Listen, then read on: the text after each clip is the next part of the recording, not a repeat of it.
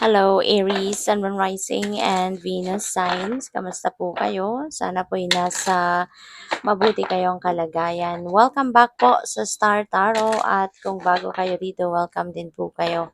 Please subscribe, like, share my videos, and leave me a comment kung nakaresonate po kayo. First message po ninyo, Dreamer. Sabi dito, your dreams have chosen you, so find fulfillment in pursuing your destiny. This is the magic of life, hindi ba? So, feeling ko dito, ang iba sa inyo, you are really going to do everything that you can, para ma-fulfill mo yung mga pangarap mo. 'Di ba? It's never too late, no? Kasi yung pangarap naman, yung pagtupad sa pangarap natin, pagsunod, no, sa kung ano man yung mga desires natin, it doesn't come with age naman, 'di ba? Hindi naman yun um, depende sa edad or depende sa kung nasaan tayo, 'di ba? Kung gusto mo talagang matupad ang inyong mga pangarap, 'di ba? Gagawan mo ng paraan. Gagawa ka ng effort, extra effort para ito ay mangyari, no? So, feeling ko dito, eventually you will be pursuing, 'di ba? Kung ano man yung mga pangarap mo hanggang sa matupad mo ito. We have changed, you are transforming, let go of the past, embrace the light and joy of this new day. Meron ditong pagbabago na gagawin kayo. So, this could be starting, no, on a personal level, po pwedeng kayo ay magkakaroon ng pagbabago, no, sa buhay ninyo. Magsisimula siguro kayo sa attitude ninyo, sa behavior, sa perspective, yung mga gano'n.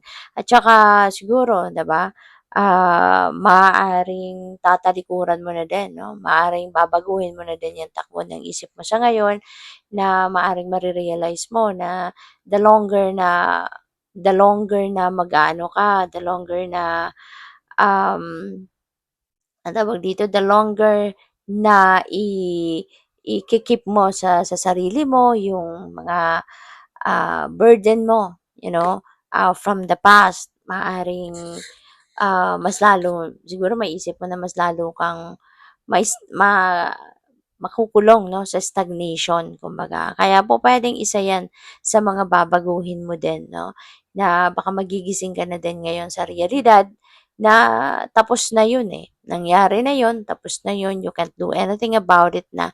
Kaya kung patuloy mo pa rin na ipagfo-fokusan ang kung ano man ang nakaraan na. So, hindi ka magpo-progress, hindi ka magkakaroon ng you won't be able to start a new life, 'di ba?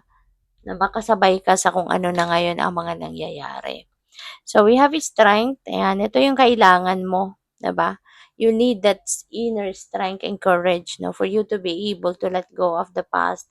Kasi sadyang talagang mahirap din talaga, 'di ba, na mag-release kahit anong bagay, situation or lalong-lalo na ang tao, 'di ba? Mas mahirap na mag-let go ng tao, lalong-lalo na kung yung taong 'yan, naging parte na ng buhay mo ng matagal na, 'no, yung gano'n. Kaya pupuwede ng iba sa inyo rito, kailangan talaga ninyo muna na lakasan ang inyong loob for you to be able to release something or someone in your life, 'di ba? At ito yun, yung past mo, 'no? Maaaring ang iba siguro sa inyo kasi nahihirapan, 'di ba, na kalimutan kung ano man ang inyong nakaraan. So, by the way, maraming salamat for subscribing. And if you haven't subscribed yet, subscribe na po kayo. And also, maraming salamat din for not skipping the ads kasi malaking bagay po yan sa akin. Please also click the join button sa baba ng video kung gusto po ninyo na mag-member sa channel. Thank you. So, we have the best way to fill your life with love is to open your heart and give love. Ayan. Kasi nga naman, 'di ba?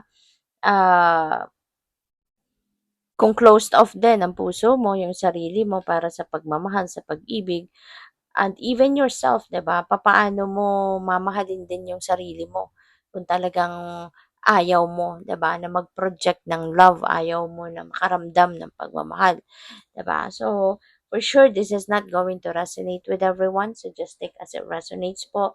But yeah, 'di ba? In order for you to fill your life, no, with love, kailangan mo talaga na buksan ang puso mo, buksan ang sarili mo para you'd be able to accept love, no, from other people. You will be able to allow yourself as well to love yourself and love other people. 'Di ba? So, what else? We have the path to joy begins with contentment. So, take the first step. 'Di ba? Kasi walang kapantay, 'di ba? Yung saya na mararamdaman mo kung ikaw ay kontentado na sa kung ano ang meron ka, 'di ba? Kasi kapag wala tayong contentment sa kung ano ang meron tayo sa buhay, ano yung na-experience natin sa buhay, mararamdaman natin na parang lagi tayong kulang, 'di ba? Laging kulang. Ano man ang blessings na dumating is never enough para sa atin kaya hindi tayo magiging masaya kung ganyan ang pakiramdam 'no, na hindi ka nakokontento. Kaya, sabi dito 'di ba, the path to joy begins with contentment. Kasi kung if you are going to start feeling contented with everything, with what you have in your life, for sure 'di ba, walang kapantay na saya ang mararamdaman mo. Kasi happy ka na, kontentado ka na sa kung ano ang meron ka. So what else? We have let the angels' boundless love help you let go of negative thoughts and feelings. Ayan. Kasi yung mga guardian angels natin, laging nandiyan dyan para sa atin. Lagi nating katabi, lagi nating kasama, laging nandiyan diyan ano, sa ano natin, sa circle natin. Kaya, maaari 'no, na nagpaparamdam sila through this message, 'di ba, na allow them 'no, to help you, 'di ba, na ma-release mo yung mga negative thoughts and feelings mo.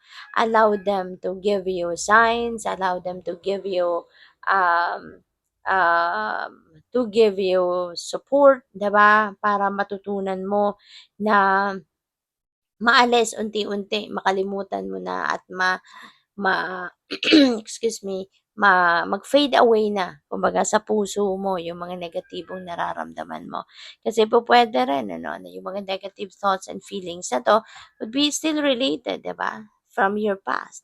Baka hanggang ngayon, ang iba sa inyo ramdam pa rin ano, yung sakit na maaaring naidulot ng mga tao sa paligid mo in the past 'no. Maaaring yung nagkaroon kayo ng painful experience in the past, sa kung anumang klase, pamilya man, katrabaho man, or sa love life man. But now, your angels wants to help you na mapawi ang mga yan. Okay? So you just need to allow them. So good luck. Thank you for watching. Love and light. Namaste.